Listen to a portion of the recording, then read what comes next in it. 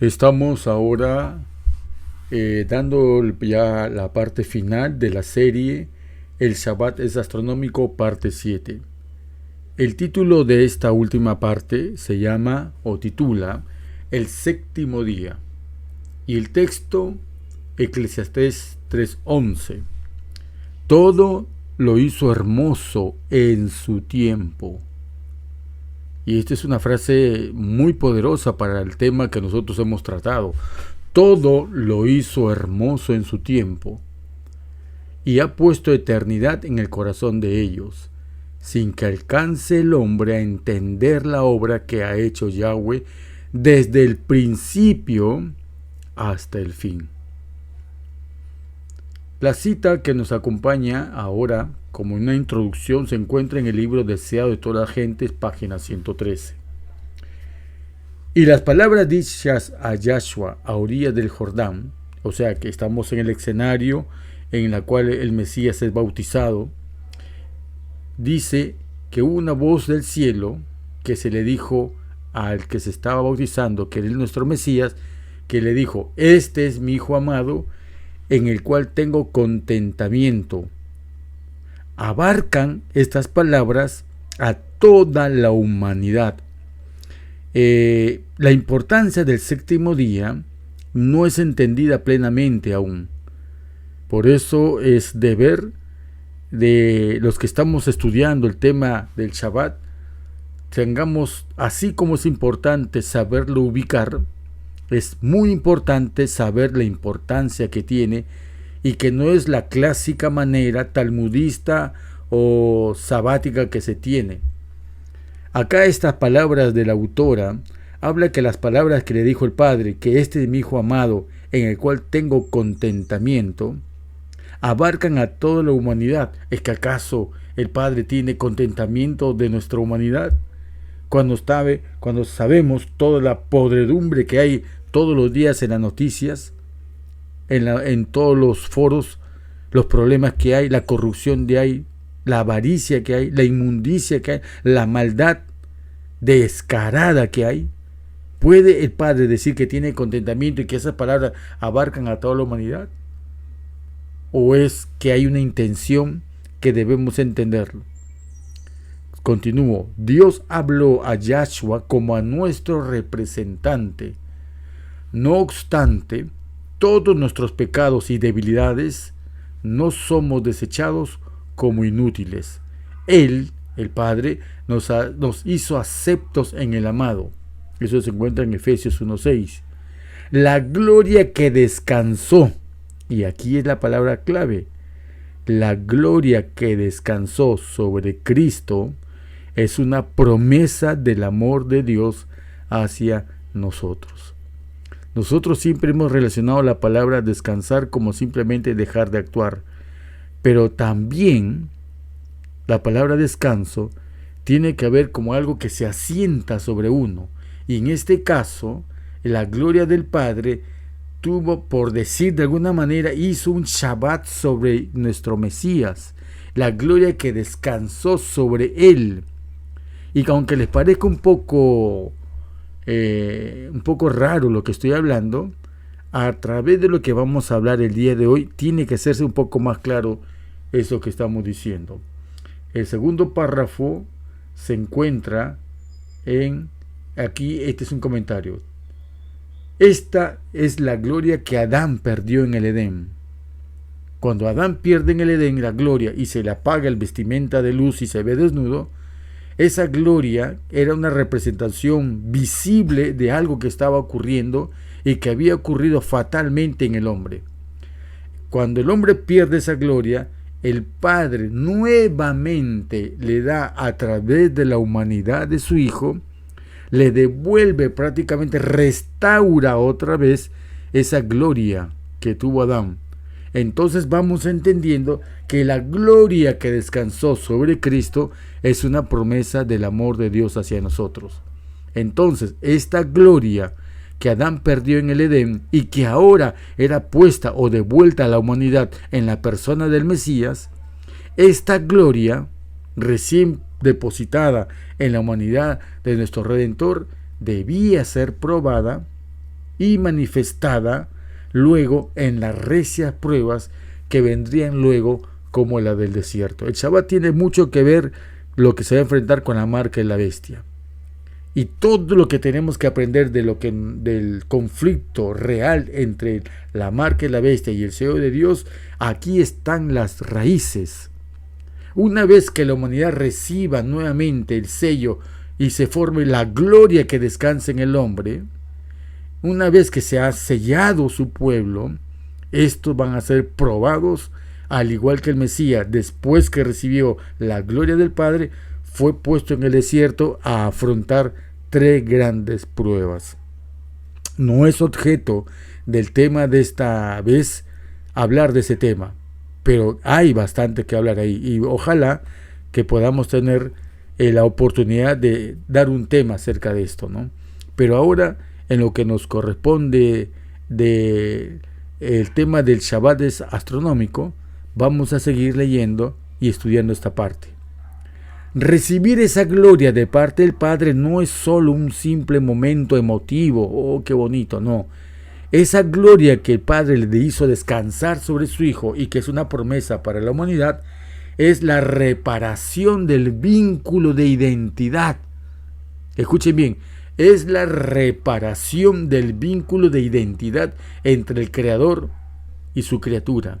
Es el vínculo renovado de padre a hijo. Por eso leemos nosotros que cuando dijo, este es mi Hijo amado, Él no solamente está hablando en forma literal únicamente con su Hijo, sino en la forma figurativa que a todos nosotros, cuando estemos con el vínculo renovado, seremos vinculados en la familia divina y no tiene que haber nada ni nadie que ponga entredicho o en duda que somos hijos del Altísimo.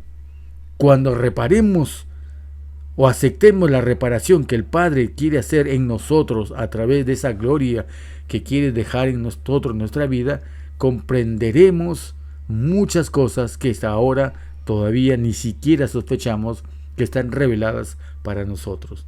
Y entonces, una vez que el hombre recibe el vínculo renovado de padre a hijo, y que el hombre debe recibir ese vínculo con extremo agradecimiento y humildad. Muy bien, muy bonito, pero ¿qué tiene que ver con el Shabbat? ¿Qué tiene que ver el recibir un vínculo, el que Dios me perdone y que no es lo mismo acaso? Vamos a seguir leyendo. Es tan significativo esa reparación del vínculo porque Satanás despreció esto en los cielos. ¿Qué despreció? El vínculo de padre a hijo. Por eso, cuando uno tiene el vínculo de padre a hijo, como hijos, tenemos que ser correspondientes a ese vínculo. Es necesario obedecer a Dios antes que a los hombres. Si estos hombres, fuese quien cese, fuesen gobiernos, fuesen principados, o fuesen conferencia general, o fueren junta de iglesia, o fueren catecismos o decretos de algún concilio, no hay un vínculo que deba romper el de padre a hijo. Y Satanás rompió. Y cuando él despreció esto en los cielos y logró romperlo en el Edén, entonces reparar este vínculo va mucho más allá de un simple perdón de pecados. ¿Por qué? Vamos a verlo con más detalle en unos momentos, pero continúo. Es aceptar la alta dignidad de ser hijos de Yahweh y vivir de acuerdo a esta identidad de que nosotros participamos de la naturaleza divina otra vez. ¿Quieren saber cómo está esto? Según de Pedro, leamos. Como todas las cosas que pertenecen a la vida y a la piedad, nos han sido dadas por su divino poder, mediante ¿qué? Mediante el conocimiento. Juan 17:3 dice, ¿qué dice? ¿En qué consiste la vida eterna? En conocer al Padre y al Hijo. Así que otra vez se confirma, se reafirma que es mediante el conocimiento de aquel que nos llamó por su gloria y excelencia, por medio de las cuales nos han dado preciosas y grandísimas promesas para que por ellas llegases a ser, ¿qué cosa? Participantes de la naturaleza divina. Este es el secreto de la salvación, hermanos. No es saber, no es ser un vegetariano, no es tener ínfula, decir mi organización tiene tantas iglesias, clínicas, hospitales, universidades y otras cosas más. No es decir que tengo títulos, que domino un idioma como el hebreo, el griego y otras cosas más. No es haber leído tantos libros. El secreto de la salvación es ser participantes de la naturaleza divina, y esto tiene como raíces el conocimiento del Padre y del Hijo. Una vez que seamos nosotros participantes, y vamos a verlo en un sinónimo en los próximos momentos, habiendo huido nosotros de la corrupción que hay en el mundo. ¿En el mundo hay corrupción? Claro que sí, pero aún en los calendarios que usa el mundo, que es parte del mundo, no hay corrupción. Hemos visto en el video anterior, en la parte 6, hemos comprobado que sí, la corrupción que hay en el mundo está plenamente en los tiempos y en la ley. A causa de la concupiscencia. Y acá viene un buen consejo. Para ser un hijo, si nosotros queremos y somos llamados hijos del Eterno, entonces para ser un hijo debemos contemplar al que es un hijo modelo. ¿Quién es el hijo modelo? ¿Es algún profeta que conocemos de reciente aparición? ¿Es un hijo modelo algún rabí, pastor, cura, papa, sacerdote, obispo? ¿Es un hijo, como ejemplo, algún líder de iglesia?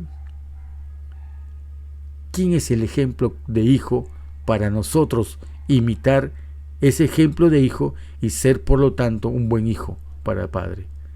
Para ser un hijo debemos contemplar al Hijo, porque al contemplarlo somos transformados. Más claro, ni el agua. Satanás rechazó su filiación, que es decir, su relación como hijo de Yahweh, y comenzó a borrar, a empezar un proceso de borrar, de aniquilar, de borrar de su mente el sello del Padre, reemplazándolo con un misterio que le permitió finalmente adorarse a sí mismo. Terrible. Y ese es el camino que mucha gente está en estos momentos en la misma iglesia. Pastores a la cual se le denomina por su gran punto de influencia en la gran masa crítica de creyentes, se les conoce como la vaca sagrada, ¿no? Esta gente que son escritores, que son grandes conferencistas, influyen con el fin de borrar de la mente de los creyentes el ser un hijo obediente al Padre y al Hijo antes que a la iglesia. Por eso estas vacas sagradas cometen el gran pecado de primero cambiar algo que es vital, que son las altas convicciones de verdad, porque esas altas convicciones de verdad son las que tuvo el Hijo, y nosotros al imitar al Hijo llegamos a ser buenos hijos con el Padre. ¿Acaso no dice Apocalipsis 14 que son los que guardan los mandamientos de Dios y tienen la fe? ¿De quién? ¿Del Papa? La fe de alguien que hace mucho ruido, que hace un ruido, y un ruido grande es un ruidón, y si hace mucha bulla es un bullón. ¿Vamos a tener la fe de esa manera? ¿O tenemos que tener la misma fe del Mesías, que hizo que nos fuera un excelente ejemplo y único ejemplo para nosotros ser buenos hijos? Satanás está repitiendo a través de la serpiente en el Edén, mejor dicho, en las iglesias, desde el púlpito de las iglesias, se está enseñando cómo borrar este compromiso de obedecer al Padre antes que a los hombres. La cita inspiradora número 2, Patriarcas y Profetas. ¿Cuál es el propósito de este príncipe de los ángeles caídos? El propósito de este príncipe de los ángeles, no cualquiera, o sea, era la vaca sagrada, por decir, para los ángeles. ¿Quién iba a dudar de Lucifer? Si está al costado del trono de Dios, si es su serafín, él está desde hace tiempo, participa, tiene una gran belleza, tiene talentos, tiene dones y tiene aparte una credencial y que lo invitan a predicar en todo el universo. ¿Quién va a dudar que el propósito de este príncipe de los ángeles llegue a disputar la supremacía con el Hijo de Yahweh? Y así poner en tela de juicio la sabiduría y el amor del Creador. Todo predicador que diga algo que no está en las Escrituras está desafiando tener él la supremacía de obediencia sobre el Hijo de Dios. Para lograr este fin, el príncipe maligno estaba por consagrar las energías de aquella mente maestra, la cual después de la de Cristo era la principal entre las huestes de Dios. ¿Quién era el principal después de Cristo? Este príncipe maligno. Pero aquel que quiso que sus criaturas tuviesen libre albedrío, no dejó a ninguna de ellas inadvertida en cuanto a los sofismas perturbadores por los cuales la rebelión procuraría justificarse. Ay de aquellos que escuchan del infierno las palabras: no es importante tanto el cuarto mandamiento como lo es la unidad.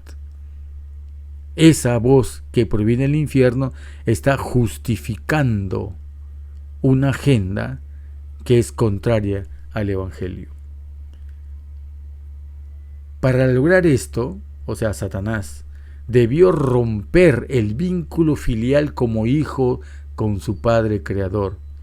Y es que la obra silenciosa en toda criatura inteligente fue y es que es tanto su vida y existencia es ser templo del Espíritu del Padre. Ojo, vuelvo a repetir tal vez con otras palabras. El propósito en la existencia de todo ser inteligente en el universo es que cada ser inteligente, su vida, sea un templo para que habite la plenitud del Espíritu del Padre. Y es esa presencia divina, lo que dijo Pedro, participantes de la naturaleza divina, es lo que nos da la real identidad para ser llamados hijos del Altísimo. Y esto, el ser templo del Espíritu del Padre, fue lo que perdió Lucifer y dejó de ser el templo de Yahweh, y en su lugar, al no tener quien llene el templo, que era él mismo se adoró como Dios. ¡Wow, hermanos! ¿Cuántos de nosotros creemos que estar independizados del Padre es tener libertad, cuando en realidad quien está sustituyendo al Espíritu del Padre es el mismo Espíritu que fue el primero que desterró al Espíritu de su templo, de él mismo, y en su lugar el egoísmo, la egolatría hizo que él mismo se adorara como Dios. Es lo que por eso vemos que aquellos que obstinadamente guarden el sábado o el domingo, ambos casos que pertenecen a la semana solar de semanas continuas, son propios del egoísmo de adorarse a sí mismos como Dios. Y sin embargo, es tiempo de presentar la semana celestial creada por él mismo, que escribió el cuarto mandamiento en tabla de piedra. Él mismo escribió en los cielos los 7 días de la semana, para que al vincularlo, al corporizarlo en el Mesías como creador de todo, adoremos al Padre y al Hijo de acuerdo a su mandamiento, a fin de que el vínculo Padre e Hijo se preserve, se cuide y se establezca como definitivo en el hombre. Esta desgracia de dejar de ser templo logró que el hombre la viviera, la experiencia de dejar de ser templo de Dios. Y rompió la identidad, que al perderla, perdió como consecuencia, ¿qué cosa?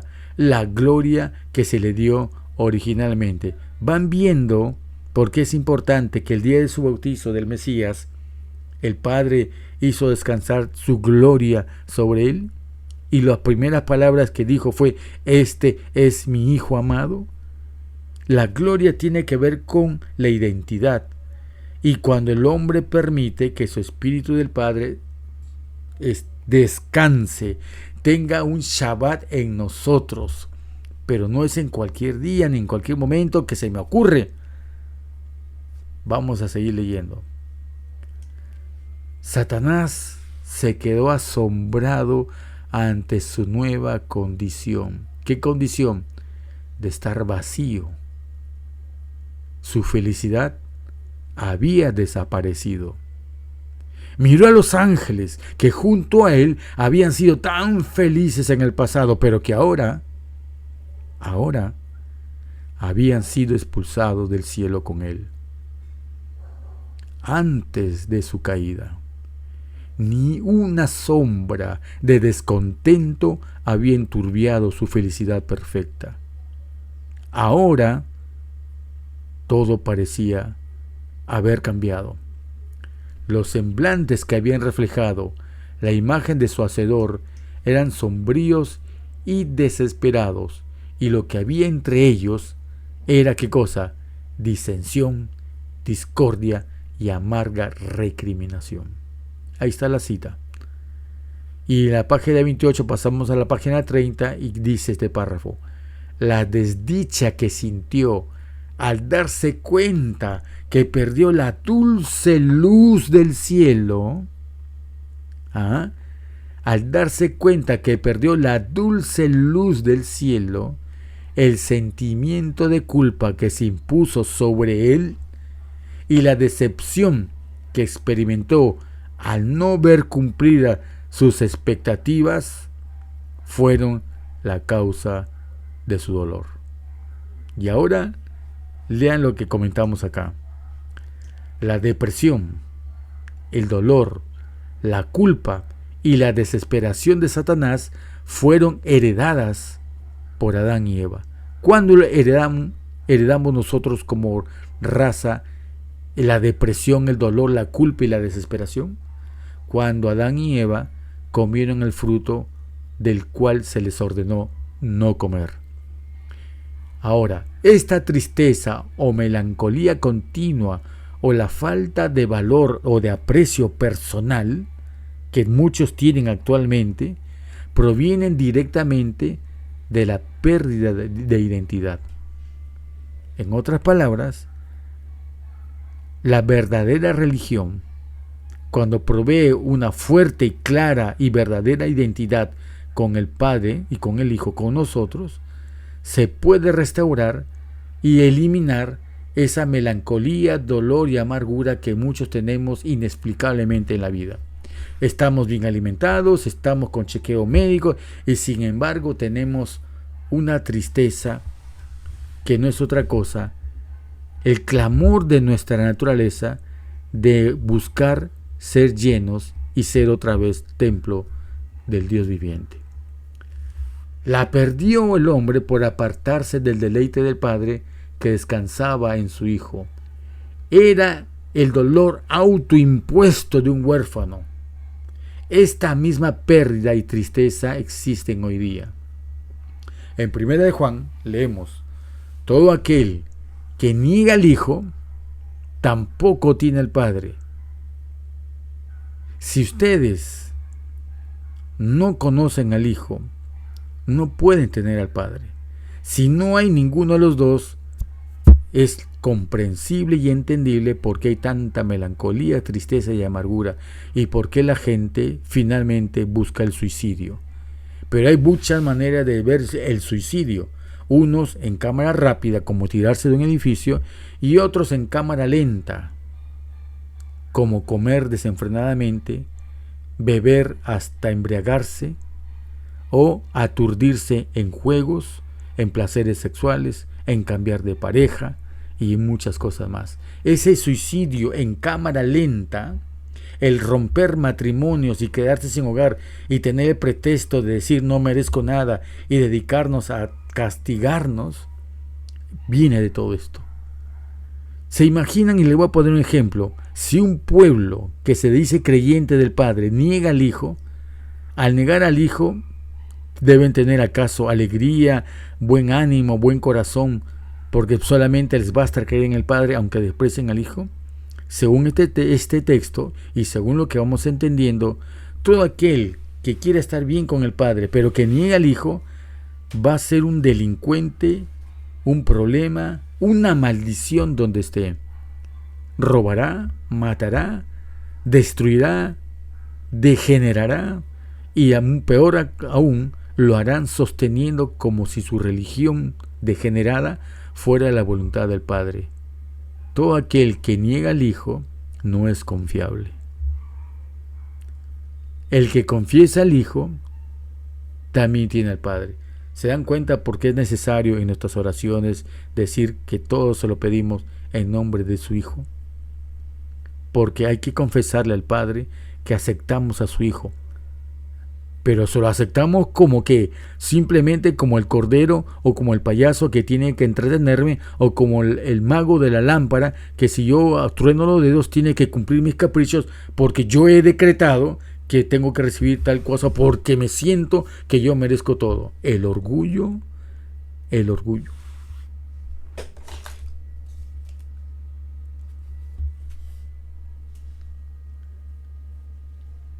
No es difícil comprender que cuando una persona se siente que tiene poco o ningún valor, esto se manifestará en una falta de aprecio a su propio valor, que lleva finalmente a la autodestrucción. Es lo que hemos hablado hace un momento, ¿no? Ahora miren esto que voy a decir, que les parecerá bien extraño para algunos, pero para otros lo van a entender más rápido. El pecado, no digo el origen, el pecado se alimenta de qué también. El pecado se alimenta también de la creencia de que aquel que nos dio la vida no nos valora. Y hermano Ángel, dirán ustedes, ¿de dónde saca semejante frase? Vamos a leer. Porque esto, que el pecado, ¿cómo empuja a una persona al pecado? Cuando le afirmo que está desvalorizado y que su Padre Celestial no lo ama. ¿Cómo vemos esto? Y esto fue lo que la serpiente insinuó en el jardín del Edén. Génesis 3 dice, sino la serpiente hablándole a Eva, sino que sabe Dios que el día que comáis de él, serán abiertos vuestros ojos y seréis como Dios. En otras palabras, Dios no te quiere como dice que te quiere. Si Él realmente te quisiera, te daría la mujer que tú deseas, por hermosa. Te haría el esposo que tú quieres, por millonario. Te haría el trabajo que anhelas, para humanidad tuya. Te haría el carro que pides, para fomentar tu orgullo. Pero si no te da lo que pides, es porque Él no te ama. Y entonces, ¿por qué me vienen las gracias? Dice uno. Y Satanás está inmediatamente detrás para suspirarle en el oído, susurrarle que no eres amado por Dios. Dios te tiene para que seas mediocre. Como dice el romanismo, es la voluntad de Dios que estés enfermo, hermano. Toma tu cruz y sigue adelante. Es la voluntad de Dios que seas pobre. Algún día serás en el reino celestial rico, pero ahora tu destino, tú y tus hijos deben doblar el lomo ante el amo, para que el amo sea más rico y sus hijos, pero tú y tus hijos condenados a servir a ellos, porque así quiso Dios que unos sean reyes y otros sus esclavos. Esa doctrina del romanismo que fomenta reyes y papas en Europa fue la que hizo de que los protestantes vinieran a América. Lamentablemente, la historia dice que desde Europa vinieron mensajeros y emisarios para corromper a la protestante Norteamérica y ver lo que vemos ahora para fomentar su caída de una vez por todas. Todo esto obedece a un plan de destruir los altos principios que se empezaron a descubrir en la Escritura. Sigo leyendo. Este tema, como lo ven, hermanos, es tan rico como profundo, y este video, el que estamos haciendo actualmente, es el cierre final de la serie El Shabbat es astronómico. Por lo que he dicho líneas arriba, el único camino real, sostenible, verdadero y aprobado es ser reconciliados en la identidad entre nosotros y nuestro Creador. Ok, de acuerdo, pero ¿qué tiene que ver con el Shabbat? ¿Acaso Dios no puede perdonarme y darme la identidad sin obedecer ningún mandamiento de la ley? Un momento, como siempre te he dicho a veces en los videos, un momento, tranquilo. Vamos a ver qué relación hay entre la identidad y el Shabbat. Y esto se logra no solo con el perdón. La identidad restaurada no se logra solo con el perdón. El perdón es solo el inicio de la emocionante carrera de ser transformados paso a paso a la semejanza divina, y eso es recibir nuevamente la gloria divina. A esta gloria que nos llena de ánimo, entusiasmo, de vitalidad, y nos llena de fuerzas cuando las fuerzas se han ido, aún sin importar el contexto en que estés en este momento. Porque la gloria divina es tomar lo débil del mundo y con lo débil del mundo dar un ejemplo de lo que es restaurar a la imagen, a semejanza al hombre. Esta gloria divina, que es requisito, ojo, es requisito tener la gloria divina para poder cumplir el mandato del mensaje del primer ángel, ya que es imposible para el hombre dar lo que no tiene. ¿No han notado que el cuarto mandamiento nos pide santificar el tiempo del séptimo día? ¿Y cómo vamos a hacerlo si ninguno es santo? O tiene por sí mismo, ninguno tiene santidad para poder santificar. Se ha explicado que santificar es separar. Sí, si es así, los divorcios y separaciones matrimoniales también serían una forma de santificación. No lo tomes a serio. Acá digo que estoy exagerando. ¿Pero por qué exagero? Pero también para muchos solo se fijan que en el séptimo día como reposo. Así que cuando una persona duerme o descansa, ¿podemos decir que está obedeciendo el cuarto mandamiento? No se preocupen, también estoy exagerando aquí, pero ¿acaso no tenemos ideas o conceptos tan disparatados como los que he dicho con respecto al séptimo día? Estamos llenos en la iglesia de cosas disparatadas con respecto al séptimo día. ¿Y todo por qué? Por seguir al señor pastor, que trae sus costumbres o trae su agenda, que le dicen desde arriba que tiene que cumplir, y se pone a hablar en sábado las metas de diezmo, se pone a hablar en sábado, hablando de los sabáticos de la iglesia, ¿no?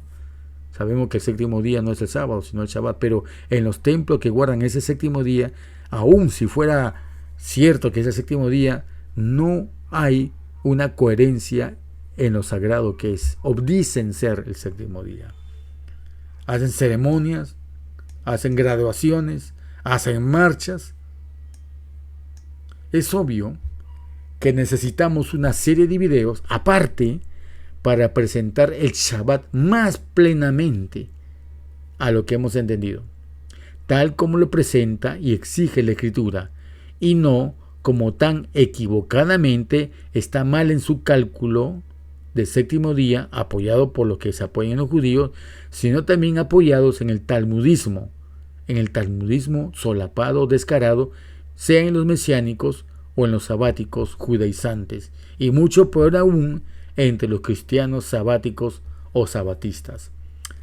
A fin de cerrar esta serie, el Shabbat es astronómico, hemos visto a través de toda esta serie que hemos conocido el principio, video número 1, luego de que debemos considerar las señales es el video número 2 para confirmar el séptimo día.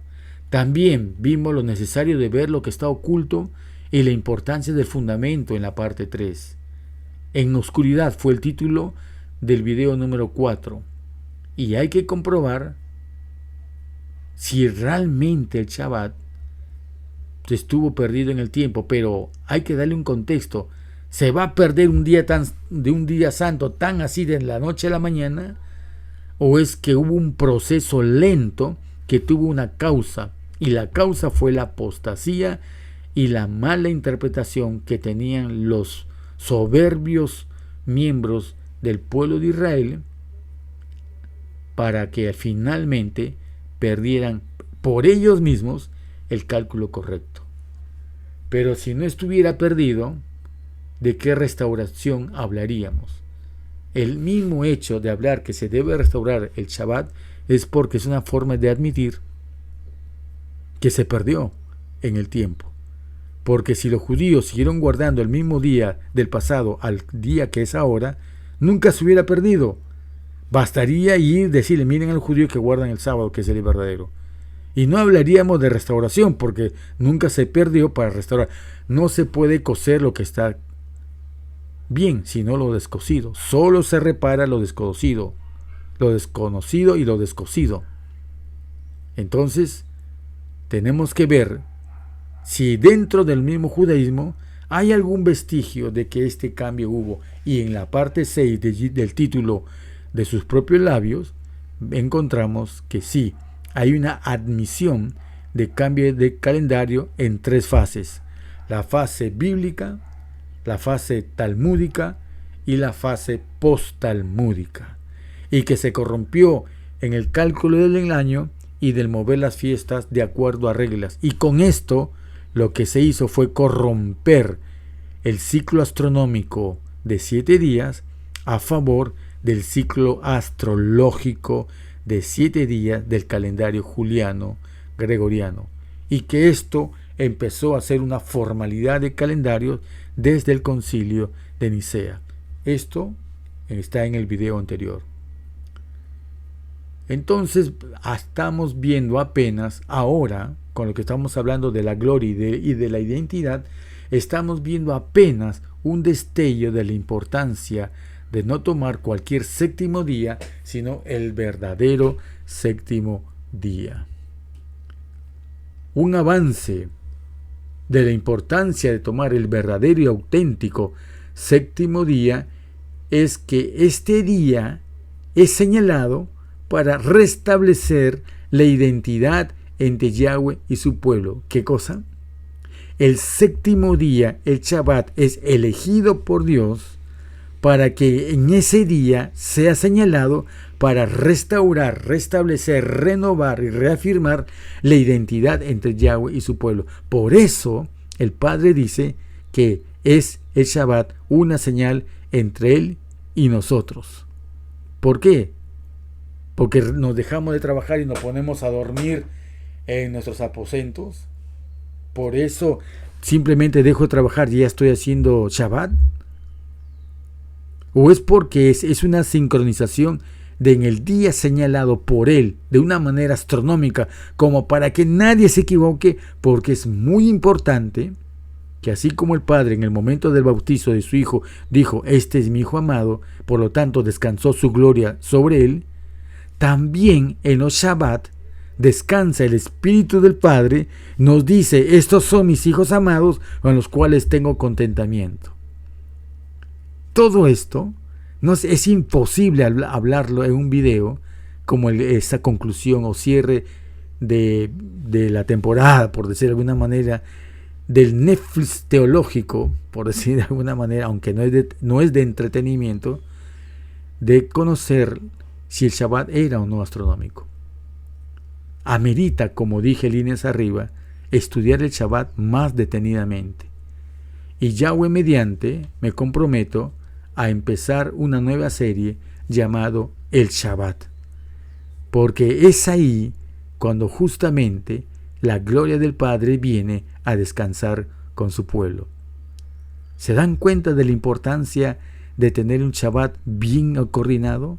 ¿Se dan cuenta cuál es el propósito de Satanás de agregar reglas en gente que se ha dado cuenta y deja de hacer de la observación el método divino, y en su lugar usan reglas con el método divino para decir, bien, ya llegó la conjunción, entonces aumentaremos un día para recién empezar a guardar o el novilunio o el Shabbat?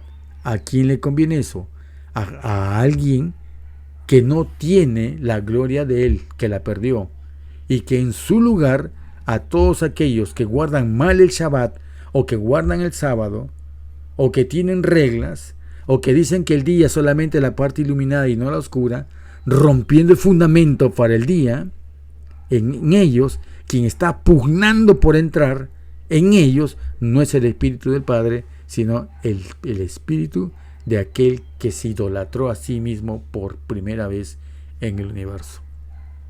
Es bien delicado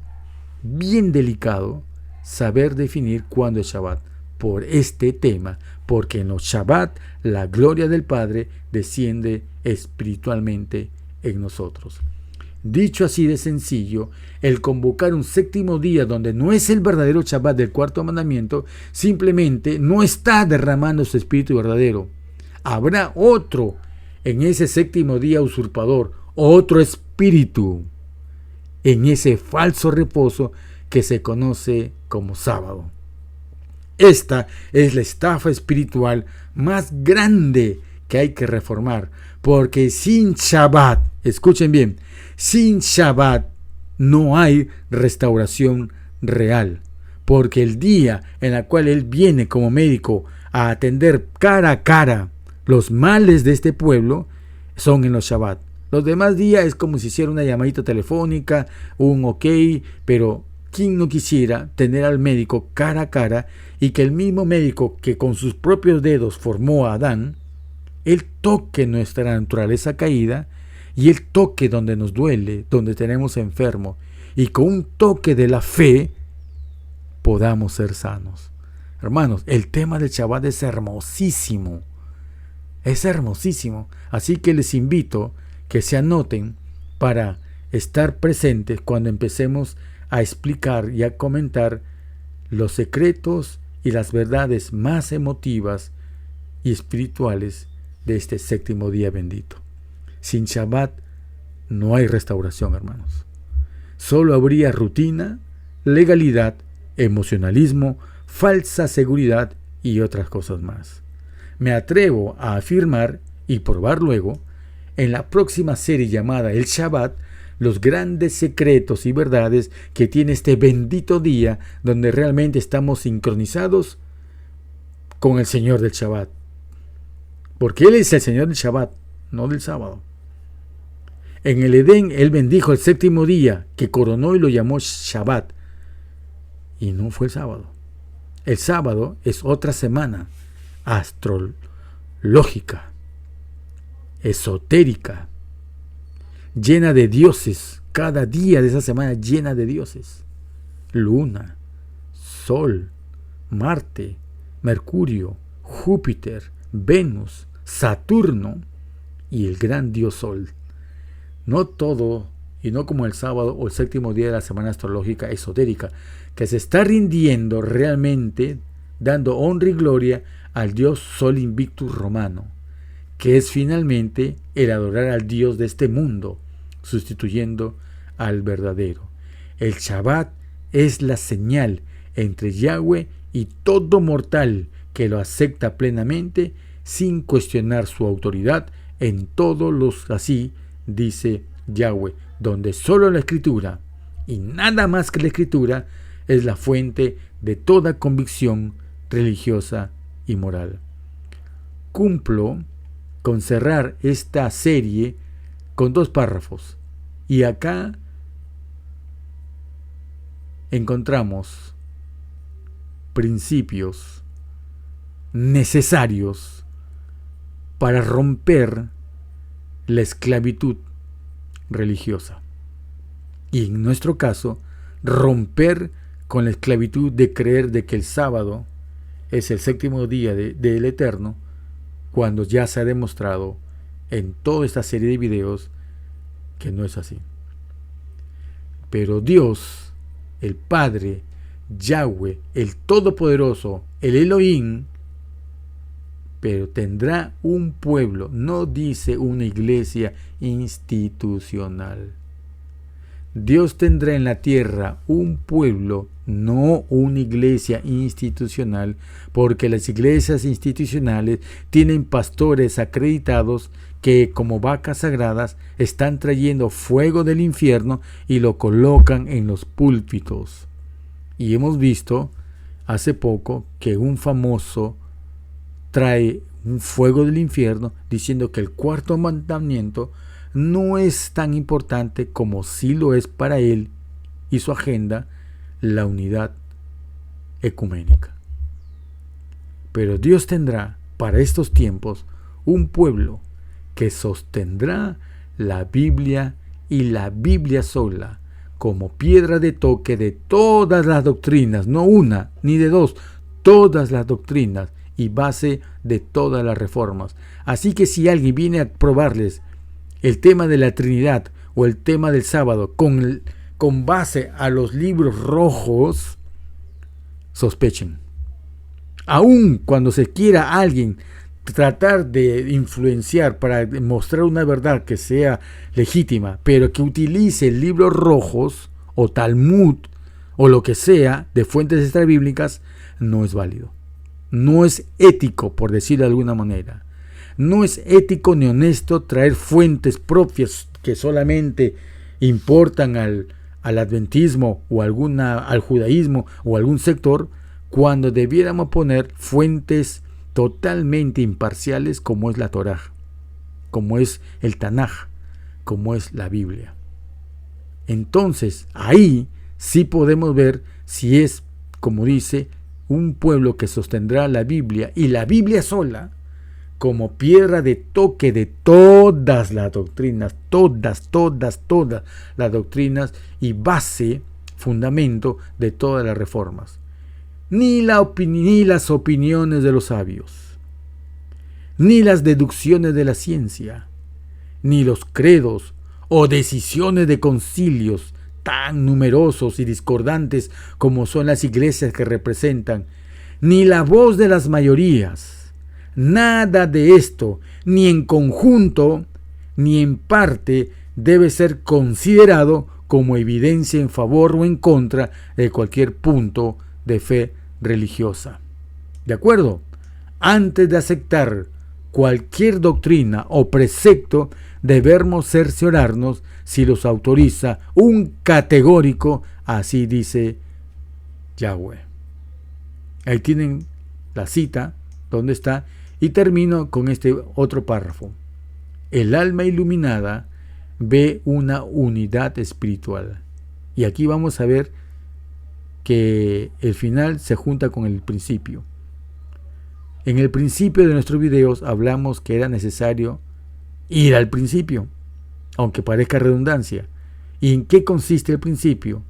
Para muchos el principio es ir donde los pioneros. Para otros el principio, como la Iglesia Católica, es cuando vino el Mesías y murió en la cruz. Sin embargo, para la Escritura, el principio está en Génesis 1:1. Aceptar al Padre como creador de todas las cosas. Y como creador es el autor de la ley moral y es el autor de la ley natural. Ambas leyes provienen de su misma mente. Y cuando nosotros corporizamos ambas leyes en Él, entenderemos su propósito, su intencionalidad de colocar en los cielos indiscutiblemente la semana de 7 días. Entonces, el alma iluminada por el Espíritu Santo ve una unidad espiritual. No hay división. No es que por un lado está la ley natural y por otro lado está la ley moral. No, hay una unidad. Un gran hilo de oro corriendo a través del todo. El todo viene desde la creación de los cielos y la tierra. Desde ahí viene ese hilo de oro. Pero para entender esto, requiere paciencia, pensamiento y oración. Un sinónimo para colocar ahí la palabra pensamiento quiere decir que requiere inteligencia, sentido común y coherencia. Cumple el pastor de su iglesia, cumple la asociación o la conferencia general, cumple la cúpula, la curia romana, cumple el Sanedrín que podría decirse que hay, que utilizan el Tanaj, cumplen con esto. He leído que judíos dicen de que Adán nació hermafrodita, fue creado hermafrodita, que después Dios le separa el sexo y ya quedó como hombre y ya sacó la parte femenina y la puso como mujer a Eva. Cosas así.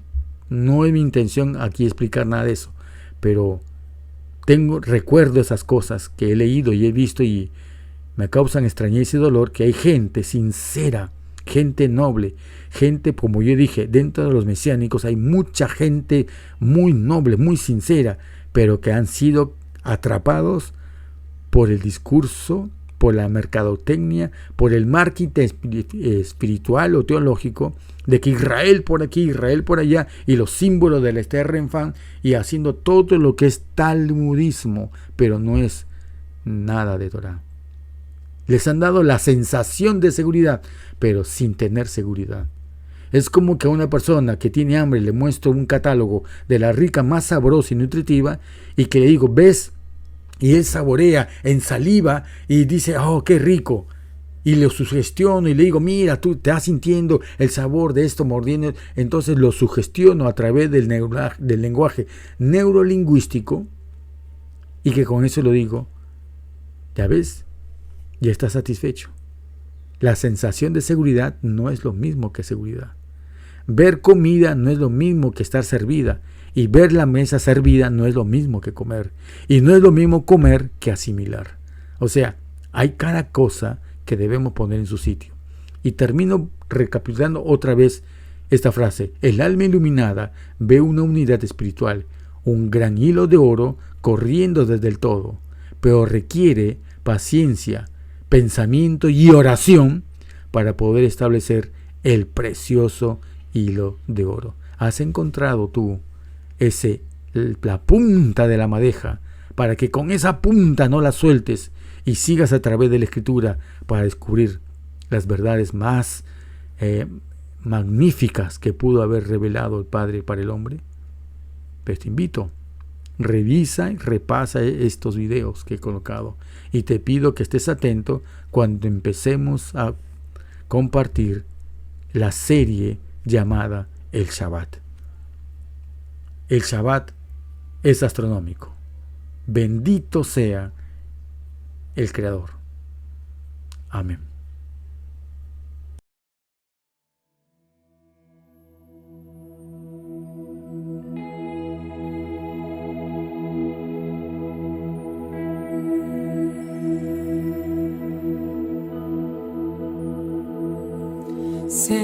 Señor mi Dios, al contemplar los cielos, el firmamento y las estrellas al oír tu voz en los potentes truenos y ver brillar el sol en su cenit.